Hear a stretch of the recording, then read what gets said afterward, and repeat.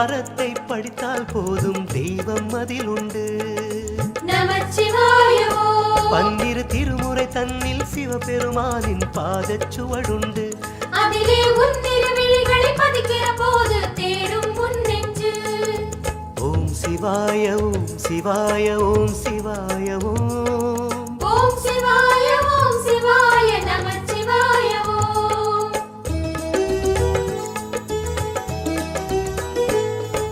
ஜோதி வடிவான அண்ணாமலையை சேரும் வழியுண்டு.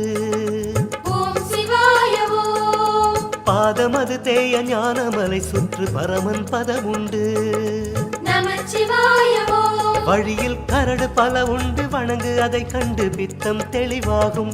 அந்த கல்லு மலையாவும் சித்தன் வடிவாகும், சிவனால் உருவாகும். ஓம் சிவாய ஓம் சிவ